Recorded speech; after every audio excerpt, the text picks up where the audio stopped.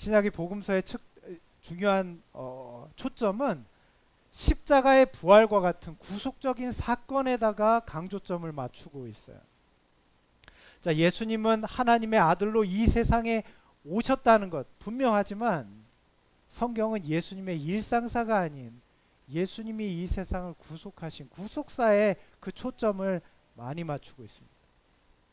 자, 그래서 하나님의 아들이 세상에 오셨음에도 불구하고 예수님의 청소년기에 대한 기록이 성경에 거의 없는 것입니다. 근데 자세히 보면 이게 성경의 기록 방식이에요. 구약의 성경의 인물들도 역시 그렇습니다. 모세의 소년기가 기록되어 있지 않습니다. 다니엘의 소년기도 없습니다. 그러니까 성경은 중심적인 내용을 먼저 기록하는 거예요. 자, 그럼에도 불구하고 하나님의 아들이 이 세상에 오신 사건은 중요한 일입니까? 예수님의 일상사가 중요할까요? 어쩌면 우린 잘 와닿지 않을 수 있어요. 자, 그럼 예수님은 평소에 어떻게 사셨을까요? 우리 오병이어 뭐 이런 거 알죠. 예수님이 물 위를 걸으신 사건 이거 다 알아요. 자, 그런데 우리가 때때로 궁금할 수 있어요.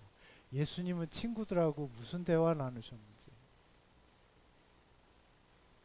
예수님은 유행하는 연예인들 음악을 들으셨는지 안 들으셨는지, 예수님은 걸그룹을 좋아하셨는지 안 좋아하셨는지, 예수님의 청소년기가 참 궁금합니다. 예수님은 어떻게 성장하셨을까요?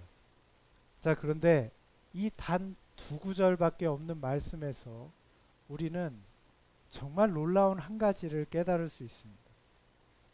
예수님의 일상적인 생활이 이 두 말씀에 녹아 있어요. 예수님은 하나님의 아들이시지만 평범한 가정에서 신앙생활과 가사의 일들을 통해서 신앙의 성장과 변화를 경험하셨던 것입니다. 오늘 이 짧은 두 구절에 그 말씀이 있어요. 나사렛에 이르러 순종하시더라. 받드시더라. 하나님과 사람에게 더욱 사랑스러워 가시더라. 예수님의 일상생활을 엿볼 수 있는 말씀이에요. 여러분, 예수님의 일상생활에서의 순종이 우리에게 미치는 영향이 큽니까? 사실은 정말 중요합니다. 왜냐하면요, 우리가 가장 변화되고자 하는 우리의 삶의 부분이 우리의 일상생활이에요. 우리의 가정에서예요. 수많은 신자들이 변화를 경험하고자 하는 장소는 교회가 아닙니다. 집이에요. 직장입니다. 가족들과 있을 때예요. 남편과 아내의 관계입니다. 자녀들한테 이야기할 때 변화되고 싶어요. 속썩이는 남편에게 말할 때 변화되고 싶어요. 바가지 긁는 아내에게 말할 때 변화되고 싶은 거예요. 우리의 변화의 공간은 일상생활이에요. 오늘날 그리스도를 따르는 수많은 그리스도인들이 삶의 변화를 경험하지 못하는 이유가 무엇입니까? 우리의 일상생활에서 순종과 봉사를 통해서 우리는 변화를 경험하고 있습니까? 오늘 우리는 이런 이유로 예수님의 일상생활은 어떠셨는지 좀 더 깊이 들어가 보려고 합니다. 시대소망 9장에는요, 예수님의 일상에서의 삶을 잘 보여주는 몇몇 이야기들이 있습니다. 이렇게 말합니다.